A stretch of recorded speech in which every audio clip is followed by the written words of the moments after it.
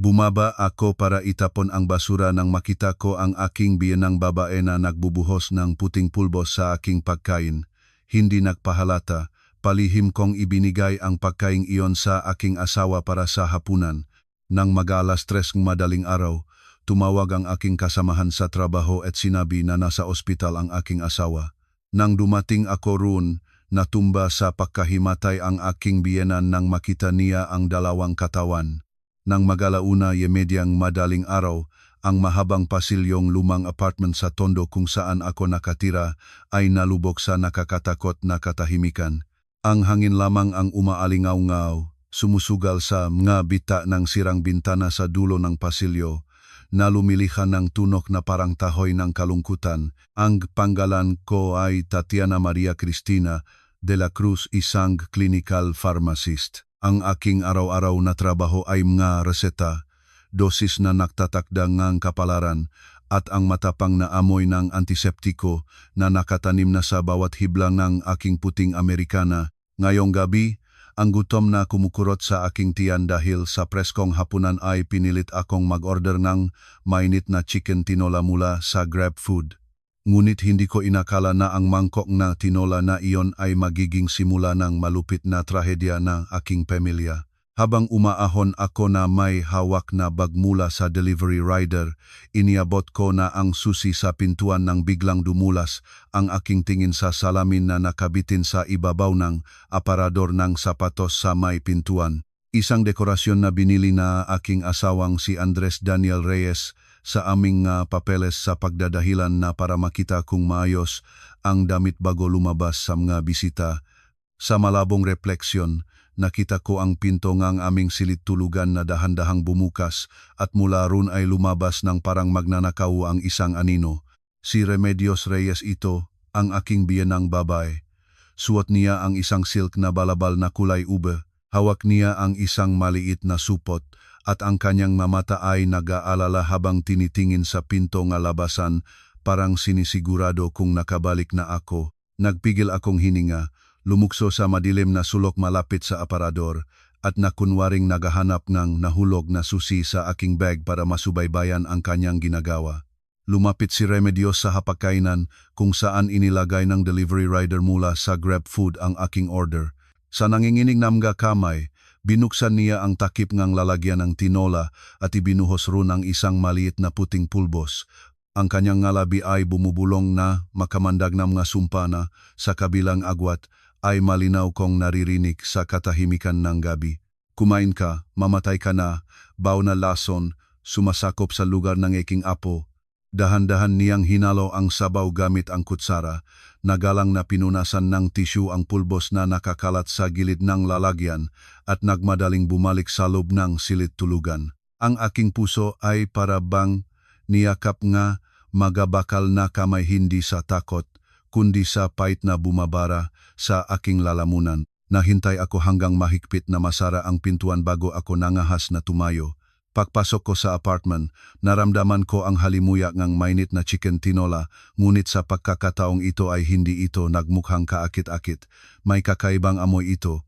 Sa aking pinalakas na pandama bilang isang pharmacist na 10 taon nang nagtatrabaho sa mga kemikal, agad kong nakilala hindi ito rat poison o arsenic. Ito ay ang maanghang, natatanging amoy ng dinurok na bagong henerasyong antibiotic mula sa pangkat ng cephalosporin. Kumilik ang aking likod, pinakita-kita ko ang mga katotohanan. Ngayong hapon, nag-avail si Remedios ng mahal na life insurance policy sa aking pangalan, siya ang beneficiary. Hindi niya ginamit ang lason, natatakot na masubaybayan ng pulisya ang pinagmulan nito, pumili siyang gamot na inisip niya na magdudulot lamang sa akin ng sakit, kahinaan o miscarriage kung sakaling mabuntis ako. Naalala ko ang mensahe ni Andres ng mga alas 7 ng gabi. Nene, may emergency meeting kami with the general manager. Kailangan naming tapusin ang annual project. Siguro overnight sa opisina. Huwag mo na akong hintayin. Ngunit alam na alam ko ang ibig sabihin ng kanyang emergency meetings. ang geolocation ng iCloud sa bagong iPhone na regalo ko sa kanya noong nakaraang buwan ay kumikislap sa isang eksklusibong condominium sa BGC na madalas niyang pinupuntahan. At si Andres ay may ugali. Kapag nakikipagpulong sa mga kliyente o nag-enjoy sa labas, umiinom siyang malakas na alak marami para ipakita ang kanyang tapang bilang lalaki. Alkoholik siya at madalas na uminom ng labis. Bilang isang pharmacist, higit sa sinuman ay alam ko kung ano ang nangyayari kapag natakpuan ng cephalosporin ang alkohol sa katawan. Hinahadlangan nito ang metabolismo ng alkohol na nagdudulot ng pag-ipon ng acetaldehyde na 10 beses na mas nakakalason. Nagdudulot ito NG, mabilis na pagbaba NG, presyong, pagbagsak NG, cardiovascular system, at mabilis na kamatayan. Nais ng aking biyenang babae na saktan ang kanyang manugang ngunit nang hindi niya alam, naglagay siyang kutsilyo sa lig ng kanyang sariling anak. Natigil ako sa gitna ng malamig na kusina, nakatingin sa mangkok ang mapagmahal na sabaw na kararating pa lamang ng aking biyenan. Naramdaman ko ang malupit na pakikipaglaban sa sarili sa pagitan ng konsensya ng isang medikal na profesional at nan sa mga loob ng isang asawang pinagtataksilan. Sa wakas, kinuha ko ang aking telepono. Dumulas ang aking malamig na mga daliri sa screen at tinawagan ko ang delivery rider. Kuya, hindi ba kayo makakabalik sandali? Dakdak na bayad kita. Ipadala mo lang itong sabaw sa ibang address. May para akong sa asawa ko. Pagkatapos may padala ang sabaw sa rider, nagsulat ako kay Andres ng mensahe na may karaniwang mapagmahal na tono. Mahal, napaka-busy mo talaga. Nakita ng mama mo na umalis ka ng gabi kaya nag-alala siya na gutom ka. Nagluto siya ng masustansyang tinola para sa iyo at humingi sa akin na ipadala. Kumain kang mainit para magpainit ka at gumaling huwag mong pagtamaan ang mama. Pagkatapos ng mensahe, umupo ako sa sofa at tumingin sa kawalan. Ang dilim sa apartment ay parang kasabwat ng aking katahimikan. Hindi ko pinatay ang sinuman. Mabuting asawa lamang ako na nagpadala ng hapunan sa aking asawa ayon sa kahilingan ng aking biyenan. At kung ano ang nasa sabaw at sino ang naglagay doon ang langit ang nakakakita ng lahat. Nahiga ako sa kama, nakatitik sa kisame na bukas ang mga mata. Ang tiktikan ng orasan ay sumusukat ng mga segundo, parang countdown ng kamatayan. Mag-aalas 3 ng madaling araw. Tahimik na tahimik sa paligid kaya naririnig ko ang aking sariling mabigat na pahinga. Dumating sa isip ang mga puna ng aking biyenan na narinig ko sa loob ng 3 taon. Lagi niyang tinatawag akong baok na manok na hindi nagbubunga, poisonous tree na responsible sa pagkawasak ng kanyang mga reyes. Pinilit niya akong uminom ng lahat ng uri ng herbal na gamot at tintura ng hindi malinaw na pinagmulan na halos nagpagaling sa aking katawan. Nagtiis ako, nagpababa nga sarili, na inakala na hindi ko tinutupad ang aking tungkulin bilang manugang, ngunit ang kanyang kalupitan ngayong gabi ay lumampas na sa lahat ng pagtitiis ng tao. Tumpa na ng mag-aalas 3:30. Malakas na tumunok ang telepono, pinunit ang katahimikan ng gabi. Sa screen lumabas ang pangalan ng duty doctor mula sa emergency room, palagi na sanang may hinala. Sa sandaling iyon, hindi ko mapigilan ang panginginig ng aking makamay. Sumagot ako. Ang boses ng aking kasamahan sa kabilang dulong linya ay nagmamadali at nagpapanik. Tatiana, pumunta ka agad sa ospital. Dinala si Andres Mona. Nasa kritikal na kondisyon. Cardiac arrest at respiratory failure. Bitaw ko ang telepono sa kutson na nakunwaring isang asawa na katatapos lang makatanggap ng kakilakilabot na balita. Ngunit sa kaibuturan ng aking puso, alam ko ang senaryo ay umuunlad ayon sa plano. Nagsuot ako ng jacket at nagmadali sa kotse sa gitna ng gabi. Ang malamig na hangin ay pumukpok sa aking muka na nagpapalabas ng luha mula sa aking mga mata. Hindi ko alam kung ito ay dahil sa hangin o sa kalungkutan sa pagtatapos ng kasal na ito. Nang dumating ako, ang pasilyo ng emergency ward ay punong kaguluhan, yabag ng paa at mabigat na amoy ng antiseptiko. Ang pamilyar na amoy na iyon ay parang kasamaan ngayon. Si Remedios ay dumating bago pa ako tila tinawagan siya mula sa ospital gamit ang huling numero sa telepono ni Andres. Nagpapatira pa siya sa malamig na sahig na gawa sa tiles, humihiyaw ng malakas. Nang makita niya ako, siniksik niya ang kanyang sarili sa akin, sinusubukang hawakan ang aking buhok, ngunit pinigilan siya ang mga guwardya.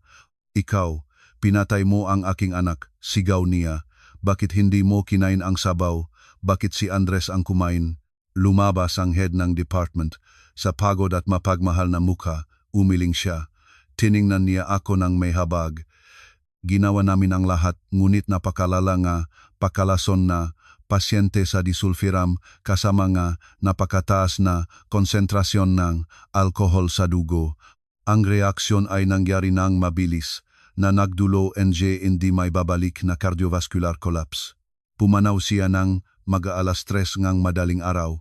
Sa narinig na kamatayan ng kanyang anak, si Remedios ay nalaglag sa sariling hiyaw, napapikit ang kanyang mata. Ngunit hindi ito ang pinakamalaking gulat.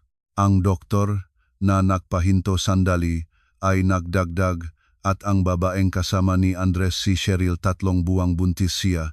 Ang kanyang katawan ay mas sensitibo pa. Kumain din siya ng sabaw at uminom ng alak. Hindi naligtas ang ina at ang sanggol, isang insidente, 2 buhay ang nawala. Ang masalitang isang insidente, 2 buhay ay tumama kay Remedios na parang kidlat. Natulala siya parang estatwa ang bato. Alam na alam niya kung sino si Cheryl. Siya ang batang kabit na lihim niyang pinaboran. Siya ang nagtataglay ng inaasahang tagapagmana na dapat na papalitan ako sa tahanan ng Reyes. Nakatingin siya sa 2 gurney na inilalabas mula sa reanimation room, natakpan ngang malamig na puting kumot. Isa ang malaki, isa ang maliit. Si Remedios mismo ang nagdagdag ng lason sa sabaw upang patayin ako upang linisin ang daan para sa kabit at apo sa tahanan ng mga Reyes. Ngunit, sa pag-ironing tadhana, ang mismong mangkok ng mapagmahal na sabaw ay nagpadala sa anak niya at sa kanyang apo sa kabilang buhay.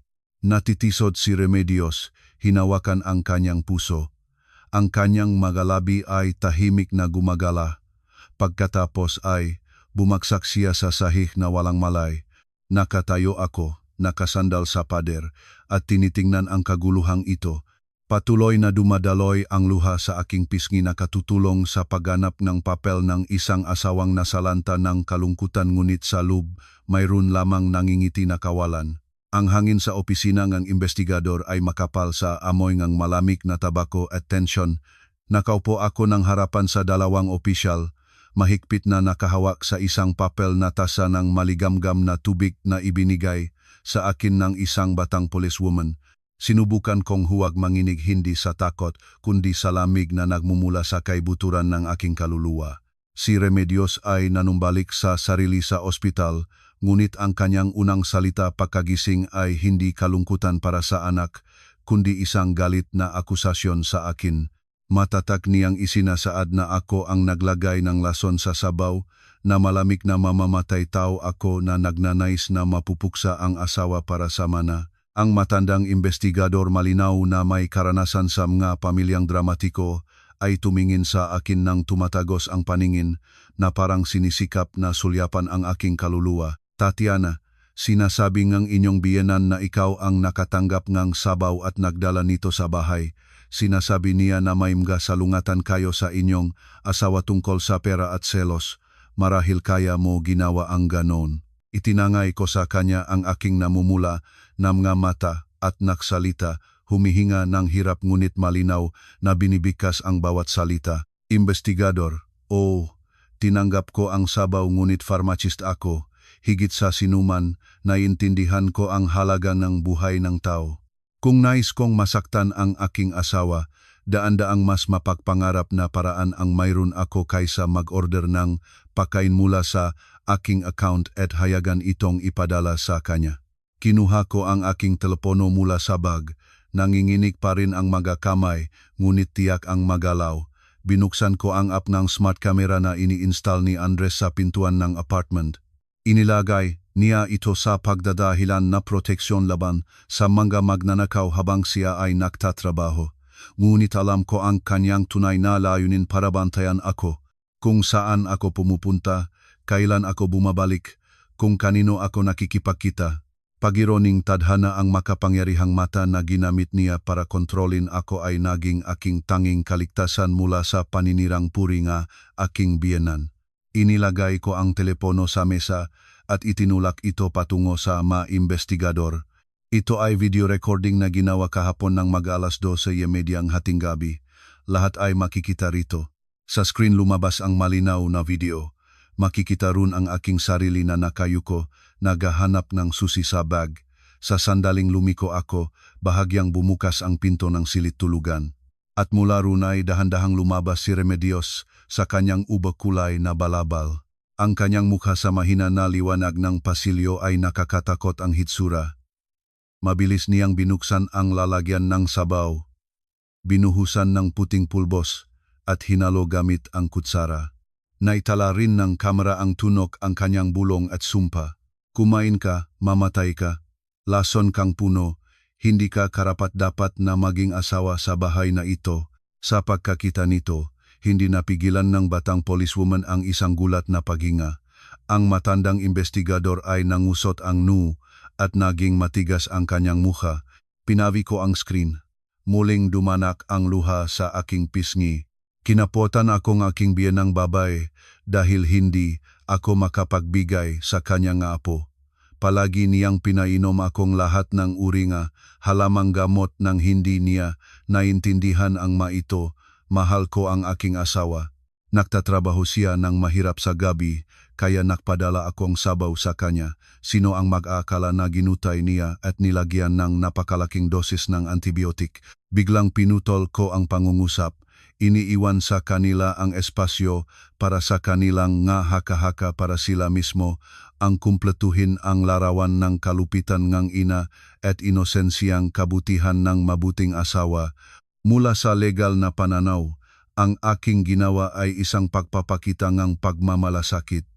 Hindi ko alam na may lason sa sabaw at lalong hindi ko alam na umiinom ng alkohol ang aking asawa. Ganap akong walang kasalanan. Nang lumabas ako sa kwarto en interogasyon, nakita ko si Remedios.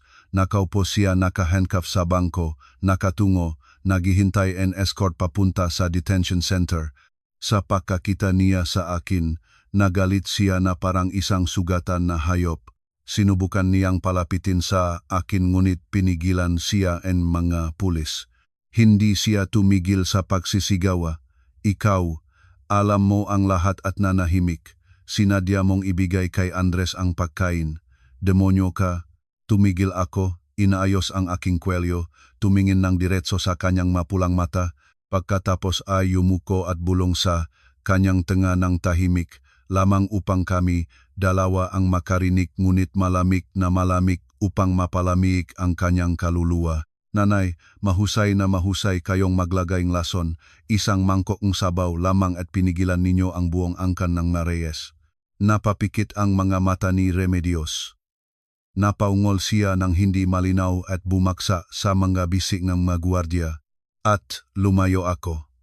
Tuwid ang likod ngunit sa puso ay malamig na abo. Bumalik ako sa walang tao na apartment ng mapagliwan na. Ang laming ngang gabi at kalungkutan ay bumalabal sa akin sa pagkakataong isinara ang mabibigat na kahoy na pintuan sa likod ko. Ang bahay na ito ay minsan ay ang aking pugat kung saan araw-araw akong nagluluto nga hapunan at naglalagay ng sariwang bulaklak. Ngayon, naging lugar na lamang itong krimen. Isang arena ng pamilyang trahedya kung saan ang maugnayang pamilya ay pinatay ng kasakiman at kamangmangan. Umupo ako sa leather sofa na labis na minamahal ni Andres at inilagay sa coffee table ang salyadong bag ng kanyang magamit. Sa loob ay isang iPhone na may bitak sa sulok ng screen, tila nahulog ito nang nagpapatira pa si Andres sa agony. Ibinalik ito sa akin ng pulisya pagkatapos makuha ang mga kinakailangang datos. Si Andres ay labis na maingat. Ang kanyang telepono ay laging protektado ng 6 na digit na password at hindi niya kailanman hinahayaan akong hawakan ito. Sinasabi niyang ito ang kinakailangang personal na espasyo sa kasal. Ngunit hindi niya alam na ang asawa na inakala niyang naive at simpleng tao ay naalala ang araw na iyon nang lumuhod siya para mag-propose sa akin sa isang magarang restaurant sa Manila Hotel sa Kandilang Ilaw. Ika-10 Mayo, 2020. Ang araw na nagugnay nga aking buhay sa trahedyang ito. Sa nanginginig na mga daliri, isinulat ko ang mga numero, 1005,2020. Nagbukas ang kandado. Ang wallpaper ay hindi ang aming kasal na litrato na ipinagmamalaki niya sa mga katrabaho kundi isang ultrasound image ng isang 6 linggong embryo na bilugan ng pula. Nanggiti ako ng mapeabang nagbe-browse ng mga messenger, puno mapag-ibig na sula sa isang kontak na pinanggalanan na Cheryl ko na nakapin sa itaas. Hindi ako nagulat. Ngunit ang nagpatigil ng dugo sa aking mga ugat ay hindi ang katotohanang ito ng laman kundi isang file na nakatago sa password-protected na notes. Ang pamagat ay maikli at nakakatakot. Operation Pension. Ang password muli ay ang aking petsangang kapanganakan. Anong pag-irony, ginamit niya ang manumerong konektado sa akin para ikandado ang kanyang plano para patayin ako. Ang fila ay nilikha 3 buwan na ang nakakaraan. Sa loob nito ay isang detalyadong malamig na plano.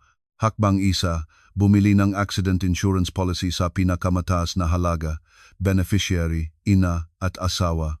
Hakbang 2, samantalahin ang allergy ng asawa sa mangga, ihalo ang dried mango powder sa kanyang araw-araw na inumin para ma-trigger ang anaphylactic shock. Nagbabasa ako at ang aking likod ay nalipasan ng malamig na pawis. Ang bawat linya ay parang isang matalas na kutsilyo na tumatama. Lumabas na ang katotohanang ang taong pinagsamahan ko, kamasa napakaraming taon ay isang mamamatay tao na nakasuot ng maskara ng isang edukadong tao. Pinlano niya ang lahat hanggang sa pinakamaliit na detalye, maging ang isang tala upang simulan ang pagpapatupad pagkatapos Nobyembre 15 kapag ang insurance policy ay naisakatuparan na at sumasaklaw ng 100% ng bayad.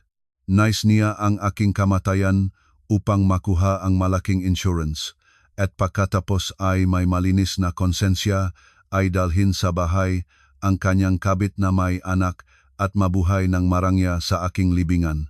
Ngunit ang tawang nagpaplanong at ang Diyos ang nagtatagda. Ang kanyang perpektong plano ay nasirang kamangmangan at kawalan kampasensya ang kanyang sariling ina. Si Remedios na bulak sa pot sa akin at sa pagnanais na mabilis na malinis ang dam para sa tagapagmana ay nagdesisyong kumilos ng mag-isa gamit ang antibiotic sa halip na mango powder. At sa matyan ko na pag-ironing tadhana, ang naging biktima ay ang mismong mahal na anak na nais niyang protektahan.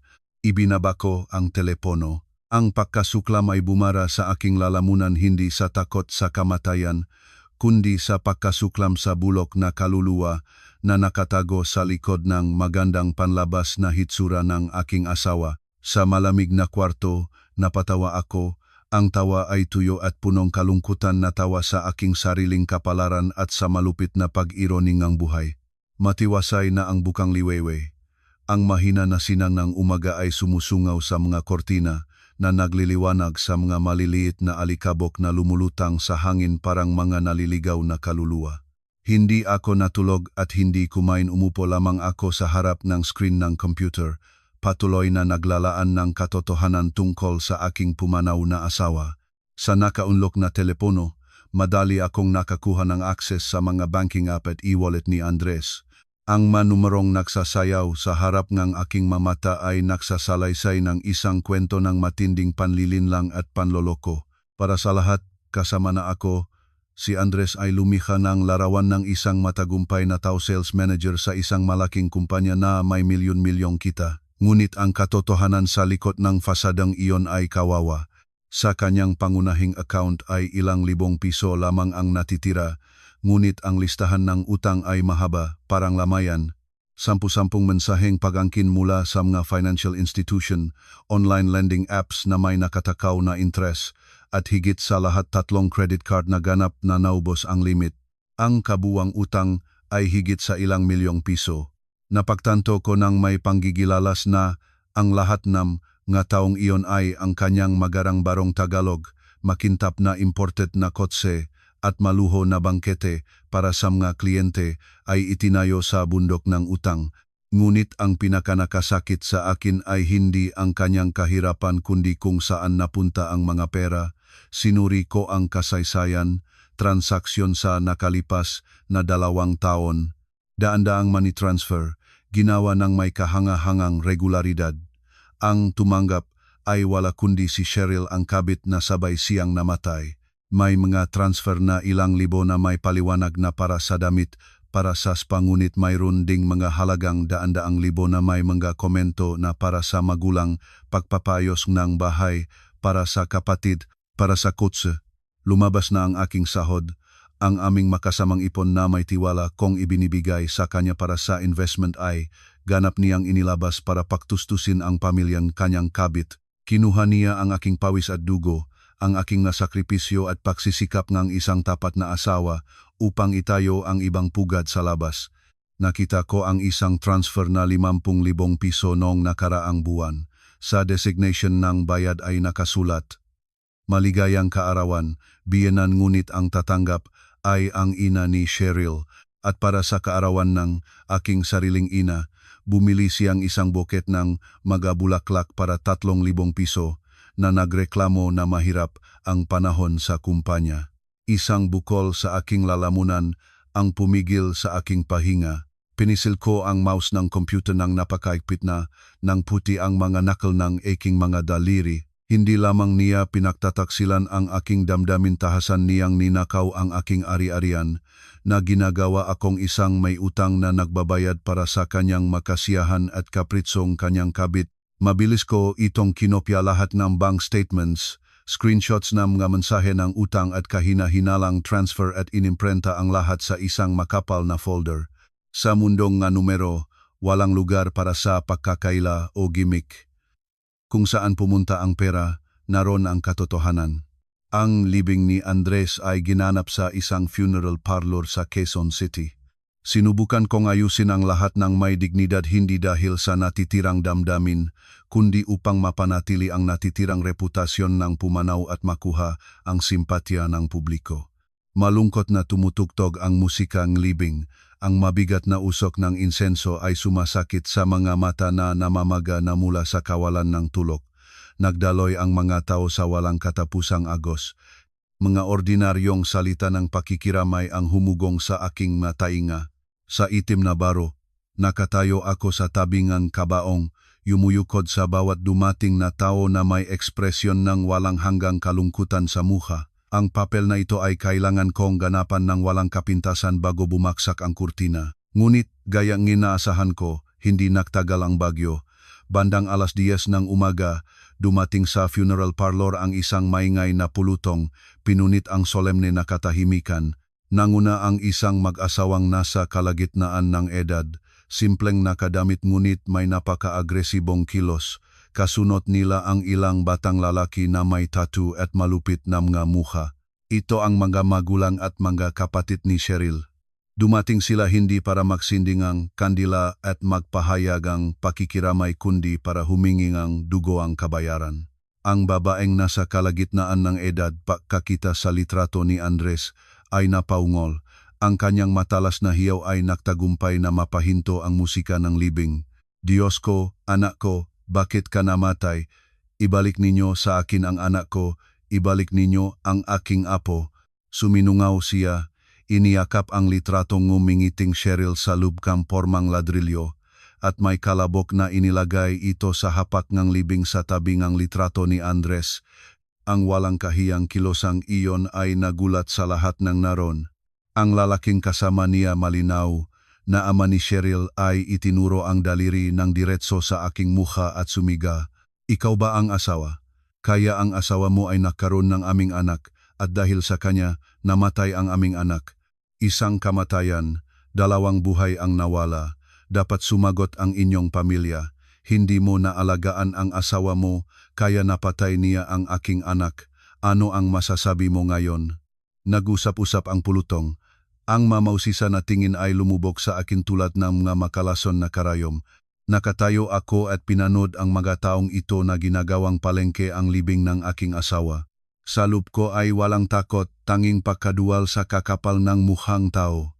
Alam nila na ang kanilang anak ay isang kabit na sumira ng ibang pamilya. Ngunit sa halip na kahihiyan, ginamit nila ito bilang dahilan para gumawa ng iskandalo at mangikil ng pera. Nagbigay akong senyal sa mga gwardiya ng funeral parlor na huwag munang makialam na hinayaan silang tapusin ang kanilang tragikomediyang ito. Ang babay, nakikita ang aking katahimikan, ay lalo pang naging matapang, tumalikod siya sa sahig at nagpatrumpetang ang iyak. Mga tao, tingnan ninyo, ang babaeng mayamang ito ay nagdulot ng kamatayan ng aking anak. Ngayon napatay na ang asawa, gusto niya na kunin ang lahat ng ari-arian at hindi magbigay sa amin ng kahit isang sentimong kabayaran. Kailangan namin ng 5 milyong piso. Ibigay ninyo sa amin ang 5 milyong piso para sa moral na pinsala kung hindi kami titigil sa inyo. Ang numerong 5 milyong piso na napakadaling lumabas sa bibig ng mga taong mapagsamantala ay nagpatawa sa akin ng tahimik, kaya ang buhay ng kanilang anak at apo ay nakakahalaga ng ganon. Lahat ay Lumingon ako at nakita kung paano ang mga kapitbahay at katrabaho ay tumingin sa akin ng may pagdududa. Nagsimula silang mahulog sa palabas na ito ng mga inapi. Tiningnan ko ang namumugal na mukhang lalaki mula sa kasakiman. Pagkatapos ay binigyan ng tanda ang aking abogado na tahimik na nakatayo sa sulok. Lumabas ang abogado, hawak ang isang makapal na folder. Itinaas niya ang kanyang salamin at nagsalita ng mahinahon ngunit malakas ang boses. Magino, bago kayo magsalitang kabayaran, pahintulutan ninyo akong basahin ang financial report ng Pumanaw. Binuksan niya ang folder. Ang bawat numerong binibigkas niya ay tumutunog tulad ng martilyo na pumipindot ng pako sa takip ng kabaong na inilalantat ang buong katotohanan tungkol sa makintab ngunit walang laman na buhay ni Andres. Ayon sa bank statements at credit history, malinaw na sinabi ng abogado, si Andres Reyes ay walang pag-aari. Ang sasakyan na kanyang ginagamit ay nakapag-usap sa bangko. Sa kasalukuyan, ang utang ni Andres Reyes sa mga credit card ay 2,100,000 piso at humigit kumulang 850,000 piso sa mga microloans. Isang ingay ng pagkagulat ang kumaripas sa buong silid. Lahat ay nagbulong-bulungan, hindi makapaniwala sa narinig. Ang mga magulang ni Cheryl ay natulala sa kinatatayuan, bibig na nakabukas. Ang kanilang agresibong mga mukha ay biglang nang pula at naging gara-gara. Inakala nilang nakahanap silang ginto, ngunit napunta pala sila sa hukay ng utang. Lumapit ako sa kanila, malamig ang tingin sa nanginginig na babae. Hindi pa ito ang lahat. May isa pang mahalagang punto ang abogado para sa inyo. Binago abogado ang pahina, lalo pang naging matatag ang kanyang boses. Sa panahon ng kasal, si Andres Reyes ay nagtransfer ng walang pahintulot kay Cheryl at sa kanyang kamag-anak ng kabuuang 3,200,000 piso. Ayon sa batas, ito ay ilegal na pag-alis ng magkasamang ari-arian ng mag-asawa. Ang aking kliyente na si Tatiana ay may ganap na karapatang magsampang ang kaso para sa pagbabalik ng buong halaga. Malakas na inilagay niya ang folder ng mga dokumento ng utang sa hapag. Tiningnan ko ang ama ni Cheryl na ilang sandali na ay napakalakas na humiling ng 5 milyon. Ngayon ay nanginginig siya at halos hindi makatayo. Hawak ang gilid ng hapag ng libing, minartsahan ko ang bawat salita. Narinig ninyo, si Andres ay hindi lamang isang walang pera, siya ay may napakalaking utang. Ang pera na ginamit niya para itayo ang inyong bahay at bilhin ang kotseng inyong anak, iyon ay aking pera.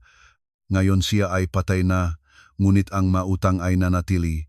Hindi lamang wala akong utang sa inyo, sa kabaliktaran, ang inyong pamilya ay may utang sa akin na 3,200,000 piso. Ang katahimikan ay bumalabal sa silid. Ang hangin lamang ang umalingaw-ngaw sa gitna ng puting korona ng bulaklak. Narinig ang takot na pahinga ng mga mapagsamantalang tao na kinarir ang kanilang mga maskara. Ang katotohanang tungkol sa napakalaking utang at ang halagang kailangang ibalik ay nakpababa kay ina ni Cheryl sa sahig. Nagumusal siyang hindi maintindihang mga salita. Ang kanyang mamata ay nag-alala habang naghahanap ng paraan palabas. Ang ama ni Cheryl ay sinubukang mapanatili ang malabing dignidad. Itinutok niya ang kanyang daliri sa akin, ngunit ang nanginginig na kamay ay nagpasiwalat ng takot. Ikaw, huwag kaming takutin. Ang aking anak ay namatay na at ang patay ay kailangang igalang. Nawalan ka na ba ang konsensya? Tumingin ako sa kanya ng may malamig na ngiti. Nawalan ng konsensya. Kayo ang nagdala ng litrato ng inyong anak para pagbantaanin ako, para humiling ng para sa ibang tao. Ako ang may dala ng dosudebang reklamo at abiso ng pagsasampa ng kaso. Bukas, magpapadala ang korteng sumon sa inyong tirahan. Ang 3,200,000 kasama ang legal na gastos ay sisihin ko hanggang sa huling sentimo kahit kailangan pang i-arrest ang bahay na tinitirhan ninyo. Sa narinig na ang bahay ay maaring maalis sa kanila, ang ina ni Cheryl ay nag-iyak. Gumagapang siya. Sinusubukang yakapin ang aking mapaa ngunit umurong ako. Iniwasan ang kanyang marumihang ugnayan. Kapag ang inyong anak ay pumayag na maging kabit, kailangan niyang maunawaan na ang bawat regalo ng tadhana ay may katumbas na presyo. Minsan pra iyon at minsan buhay. Nagbigay akong senyal sa magwardya. Agad silang lumapit at matatag na hiningi sa pamilya ni Cheryl na umalis sa silid. Sinubukan ng ama ni Cheryl na lumaban, ngunit sa ilalim ng nagpapahiya na tingin ng panauhin at katatagan ng seguridad. Iniyuko niya ang ulo, tinulungan ang asawa na tumayo, at sila ay nahiyang paalis. Kawawa at inaliposta, parang nahuli na magnanakaw, 10 telepono ang itinaas. Ang ma-flash ng kamera ay nakunan ng sandaling pinalayas ang pamilya ng kabit sa libing ng may kahihiyan. Alam kong bukas, ang video na ito ay mapapanood sa lahat ng social media.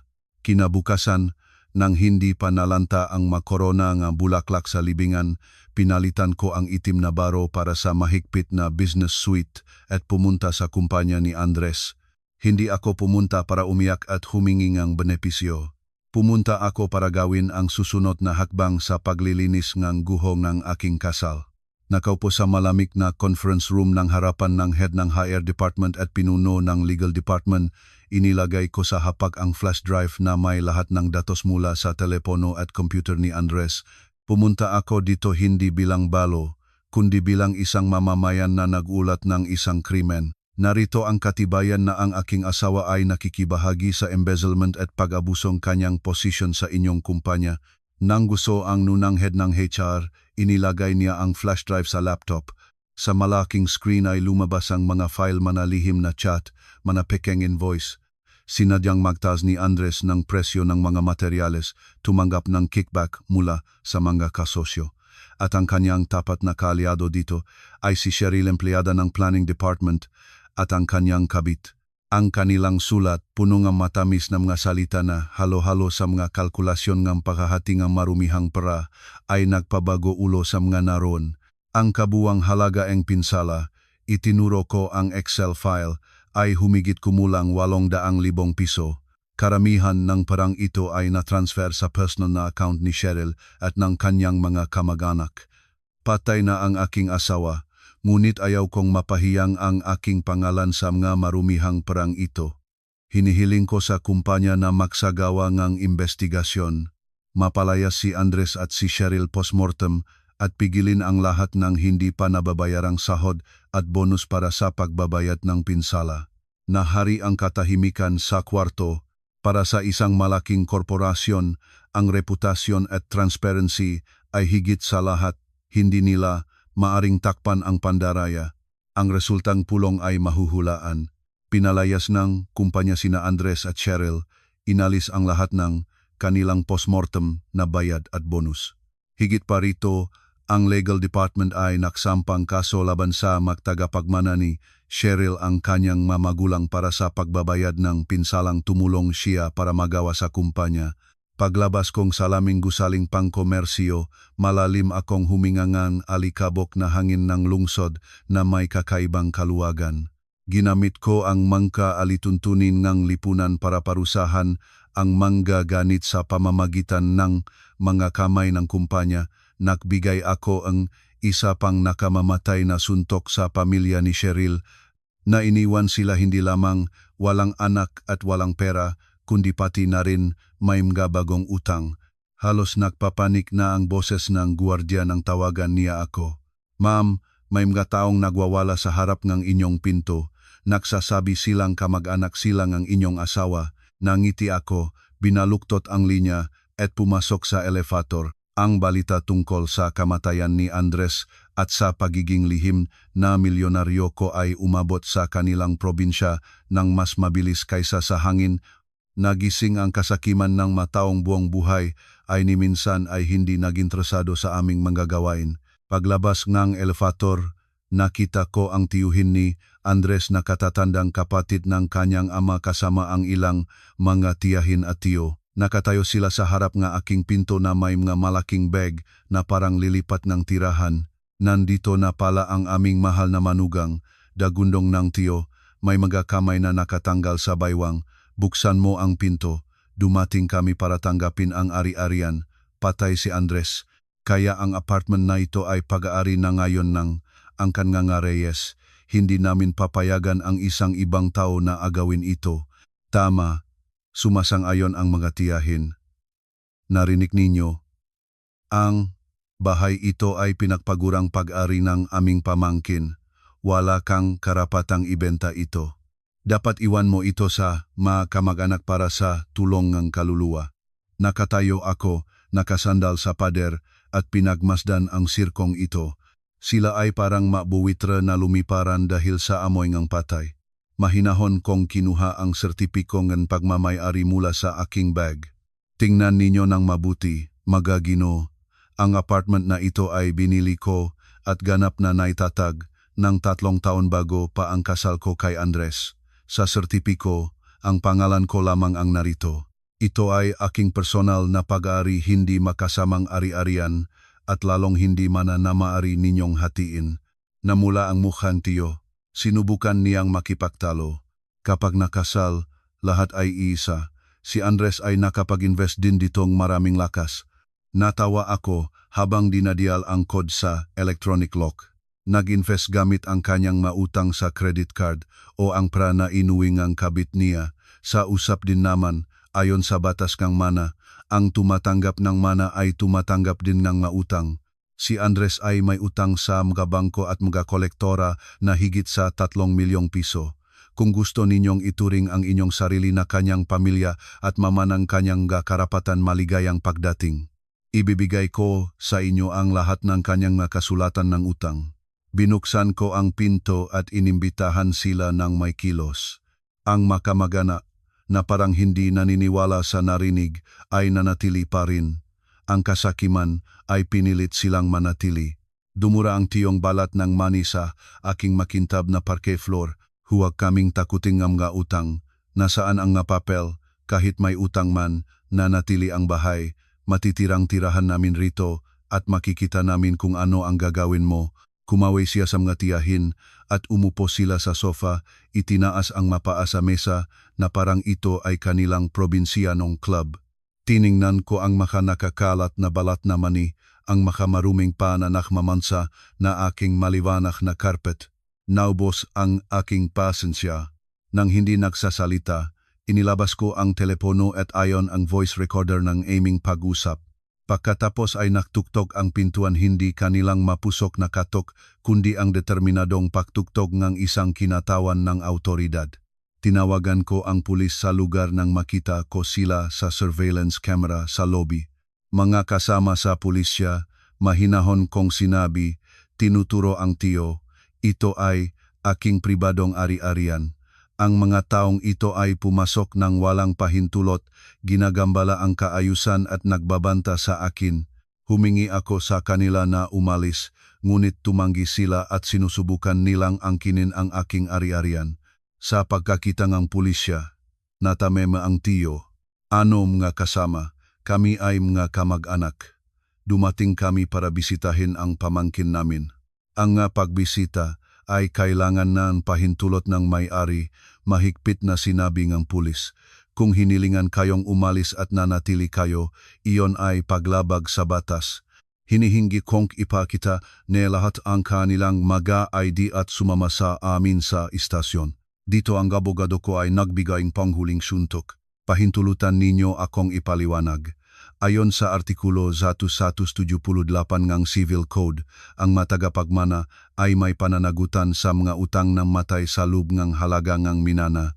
Kung iginigiit ninyo ang bahagi sa apartment na ito, obligado kayong bayaran ang utang na 3 milyong piso.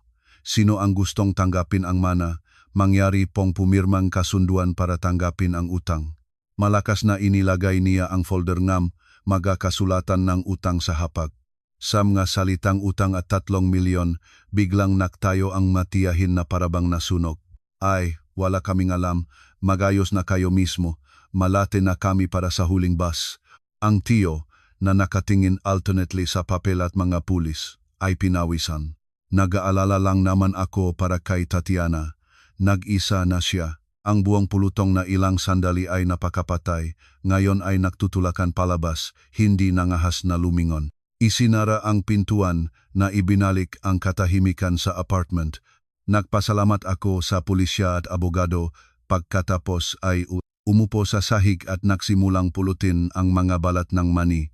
Hindi ako umiyak, ngunit ang puso ay naninikip mula sa sakit mula sa kung gaano kamura ang dugo at laman kapag pag-usapan na ang pera.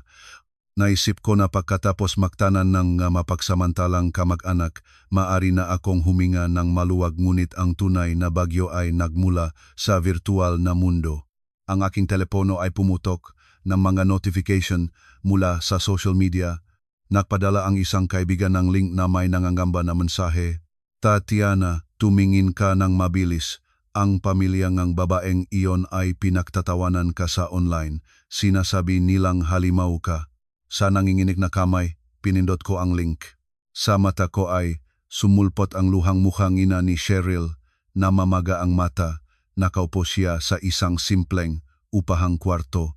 Sa likod niya ay nakatayo ang litrato ng anak. Mataw, iligtas ang aming pamilya. Umiyak siya sa kamera, namatay ang anak ko ng walang dahilan. Sa kamangmangan niya ay umibig sa isang may asawa, hindi ko siya inaaninaw. Ngunit pinapatay ba ang tao para sa ganoon, kasama pa ang hindi pa isinisilang na bata.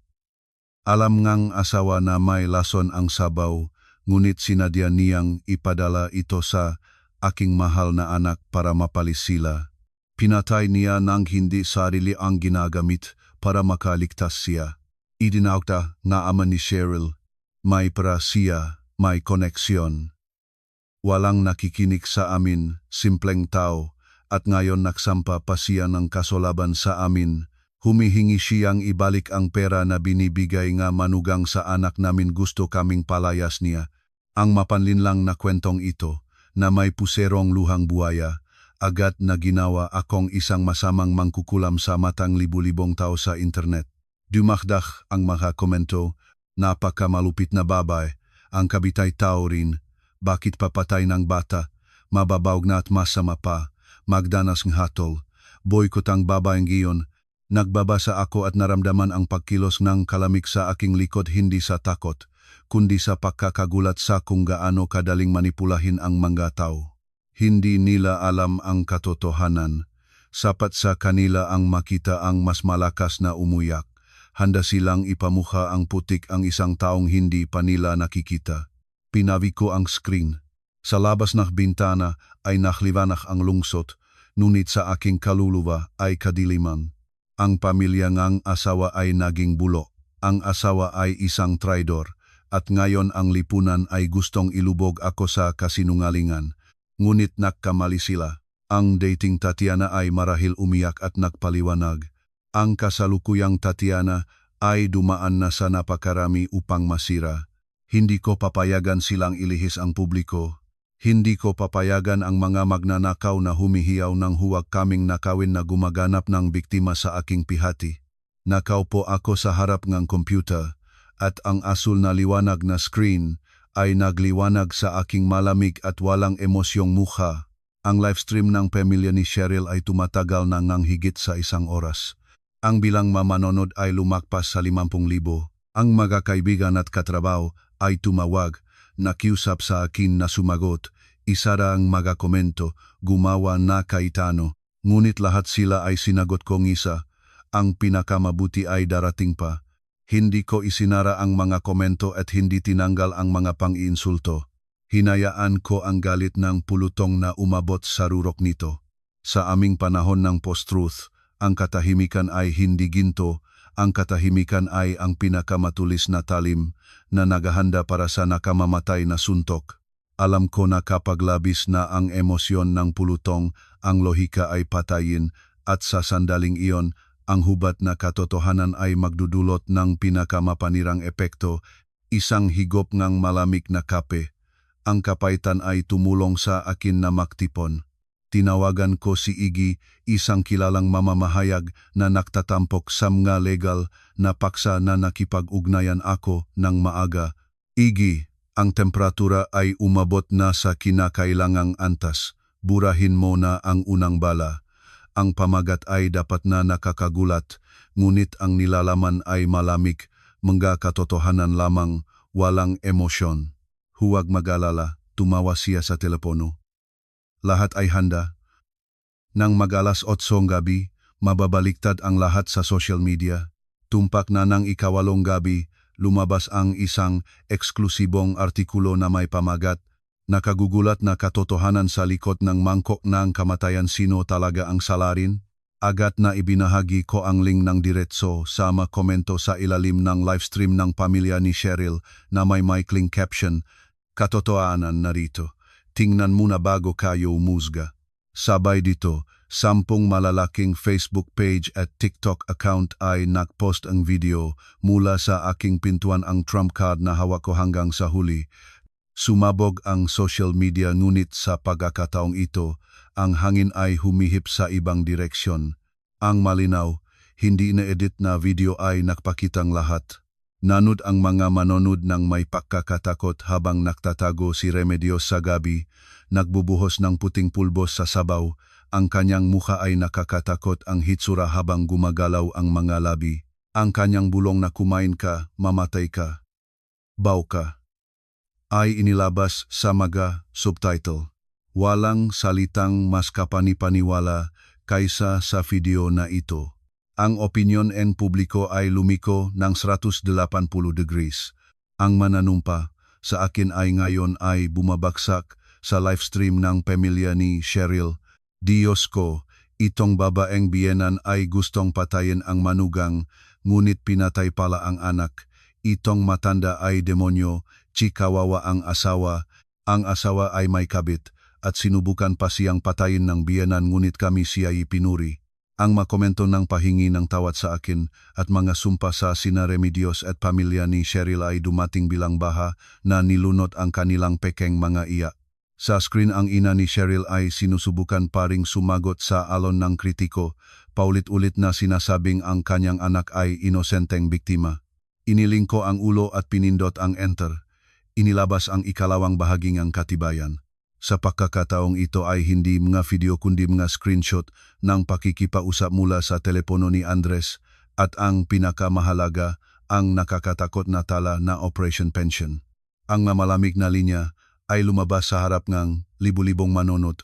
Nobyembre 15 bumili nga accident insurance.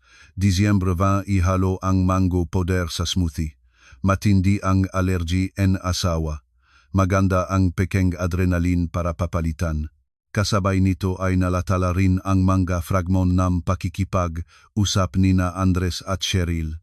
Cheryl, mahal, mabilis na tayo. Ang matandang iyon ay napakatagal. Ayaw ko na ang aming anak ay ipanganak ng walang ama. Kailan tayo makatatanggap ng insurance? Andres, huminahon ka, mahal. Kinakalkula ko ang dosis. Ang mahalaga ay mukhang aksidente. Pagkatapos, ang ari-arian at insurance ay magiging atin. Pupunta tayo sa ibang bansa at manirahan. Ang larawan na naive na dayang babae na pinagsikapan ng mga magulang ni Cheryl na likain ay nagbasag-basag. Inilabas ang mukha ng isang malamig na kasabwat sa pagpatay. Kinabukasan, hindi Buwan hindi nangahas lumabas sa kalsada ang pamilya ni Cheryl, natatakot sa mga nagpapahiyang tingin at bulong. Ngunit ito ay simula pa lamang. Mabilis na tinanggap ng korte ang aking kaso at inilagay ang ares sa lahat ng bank account ng mga magulang ni Cheryl. Ang 3,200,000 pisong in-transfer ni Andres sa kanila ay naging katibayan ng ilegal na pagpapayaman.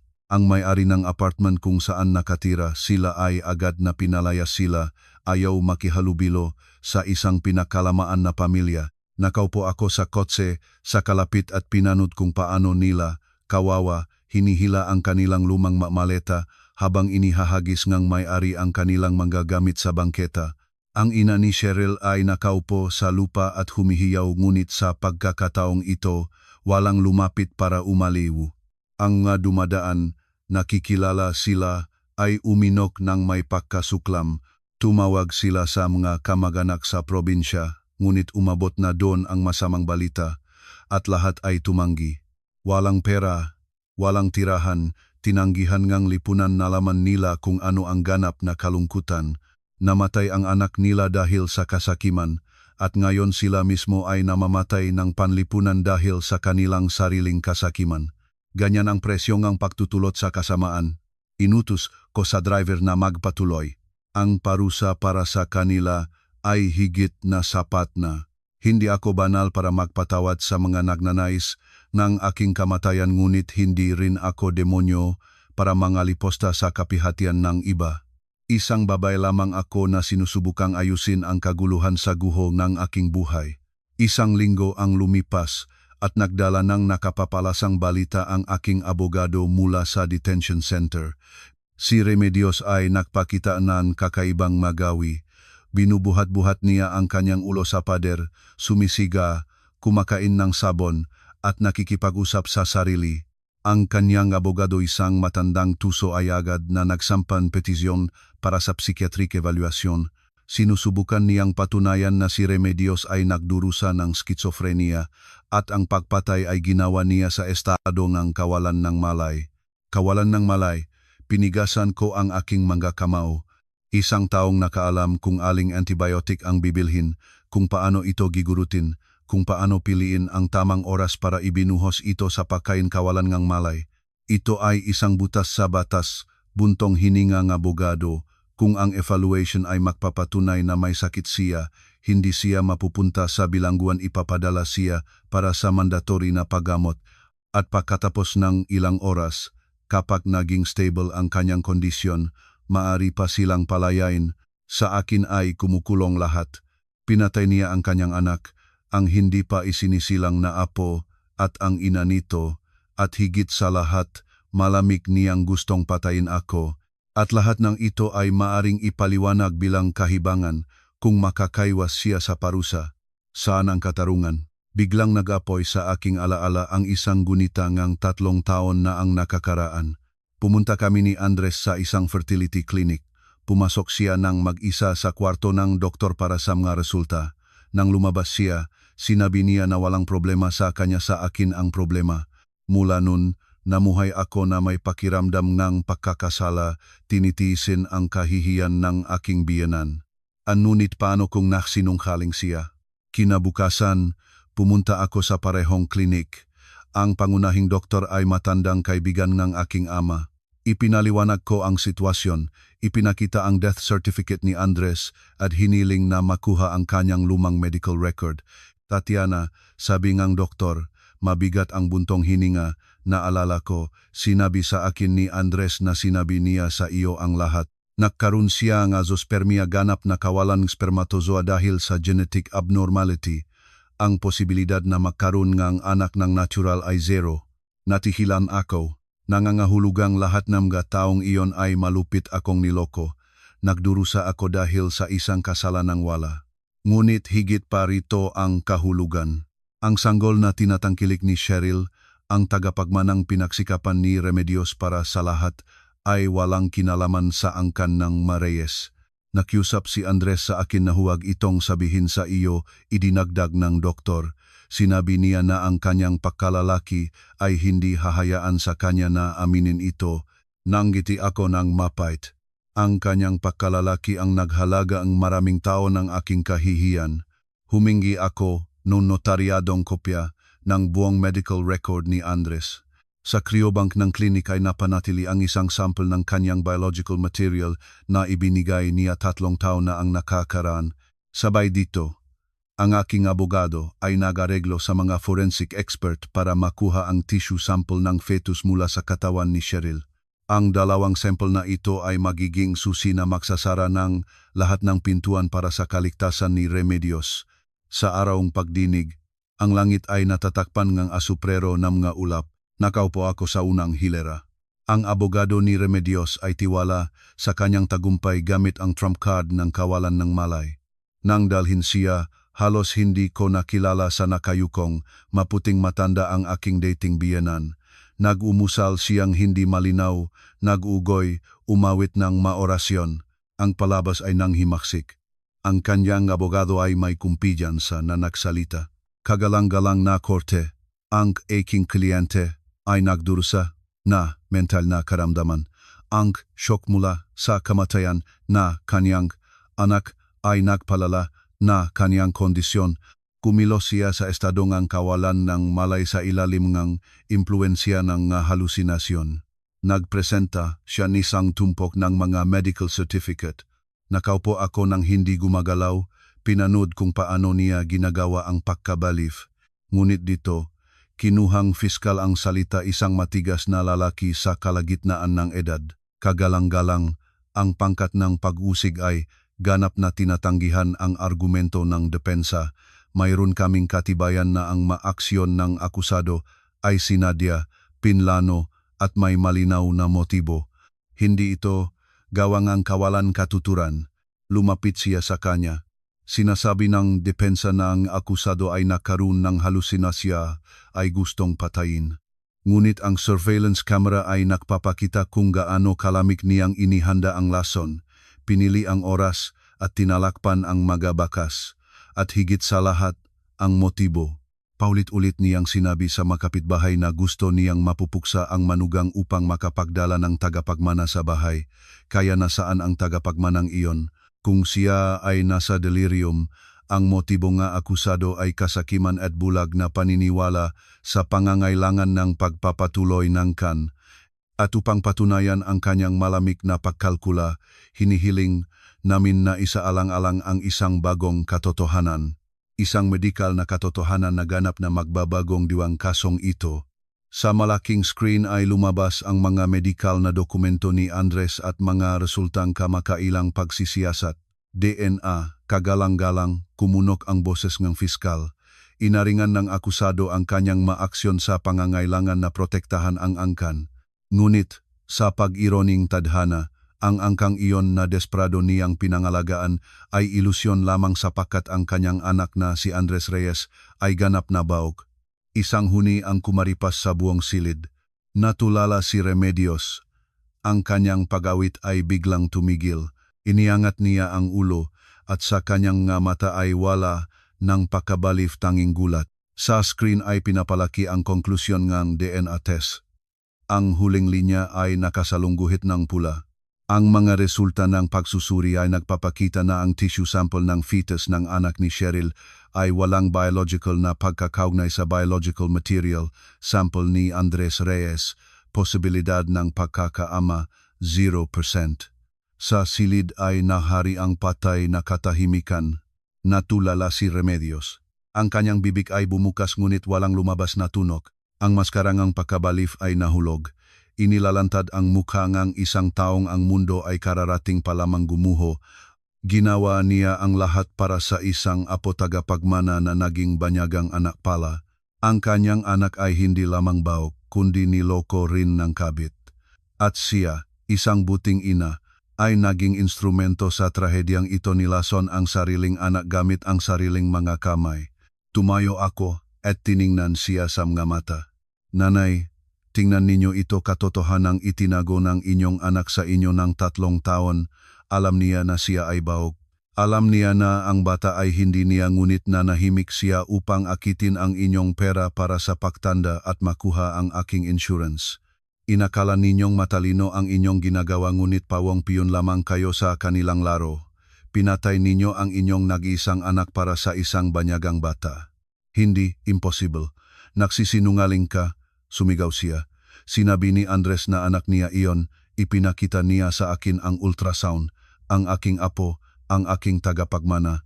Nagpumilit siya sa tunay hindi na kunwari na isterya, binubunggo ang ulo sa kahoy na bakot ng korte. Dumaloy ang dugo sa kanyang noo, halo-halo sa mga luha. Ito ay hindi na laro, ito ay agony at pagunawa. Sa huli ay kinutsil siya ng pampakalma, nagpatuloy ang pagdinig. Ang pangulong husgado, isang babaeng may taon na at marunong na mga mata, ay binasa ang hatol. Ang maaksyon na akusadong si Remedios Reyes ay may partikular na mabigat na katangian, ganap na tinatanggihan ng korte ang bersyon, depensa tungkol sa kawalan ng malay. Ang motibong krimen, kasakiman at malaon ng pamahiin. Sa ngalan ng Republika ng Pilipinas, ang akusadong si Remedios Reyes ay hinahatulang habang buhay na pagkabilanggo. Ang dalawang salitang habang buhay na pagkabilanggo ay naglagay ng huling tuldok sa kapalaran ng isang babaeng buong buhay ay humahabol sa mga multo at sa huli ay nawala ang lahat. Isang buwan ang lumipas at nakakuha akong pahintulot para sa pagbisita bago siya ilipat sa penitensyaryo. Matagal akong nag-alinlangan ngunit pumunta pa rin upang malagyan ng panghuling tuldok. Sa kwarto ng pagbisita, sa likod ng makapal na salamin, nakaupo ay hindi ang makapangyarihang babae na kilala ko kundi isang matanda, payat, may magulong-gulong na mata. Apo, nasaan ang aking apo? Malungkot na humuni siya sa telepono. Itinago mo ba siya? Sinabi sa akin ni Andres na lalaki siya. Hindi pa rin niya matanggap ang katotohanan. Nanay, mahinahon ngunit matibay ang aking sinabi, walang apo, gumising na kayo. Niloko kayo ni Andres at pinatay ninyo siya dahil sa kasinungalingang iyon. Binitaw niya ang telepono at nagpumilit muli sa isang atake na gumusal tungkol sa anak at apo. Ibinaba ko ang telepono at lumayo. Pabalik, inilabas ko muna sa pagbebenta ang apartment. Mabilis ko itong naibenta kahit mas mababa pa sa presyo sa pamilihan, basta makaalis na sa isinumpang nakaraan. Kinuha ko lamang ang counting damit at aking mga profesional na libro at umalis. Ang pera mula sa pagbebenta ng apartment at ang 3 milyong nakuha mula sa pamilya ni Cheryl ay hindi ko mawaring gastusin para sa sarili ko. Karamihan ay in-transfer ko sa isang foundation na tumutulong sa mga babaeng biktima ng domestic violence. Nagupa akong maliit na bahay sa isang tahimik na eskinita at nagpasya na bumalik sa naging aking kakanyahan sa mga amoy. Ang parehong regalo ng pang-amoy na kinukutya ni Andres ay nagligtas sa akin ng buhay. Pinahintulutan akong malanghap ang amoy ng kamatayan sa isang mangkok ng tinola. Nagbukas ako ng maliit na laboratorio para sa paglikha ng mga personal na pabango. Nais kong lumikha ng mga pabango hindi para maakit ang mga lalaki, kundi para pagalingin ang mga babaeng kaluluwa. Ang aking unang koleksyon ay inspiradong mapait na amoy mula sa nakaraan. Ginawa ko ang sakit na sining.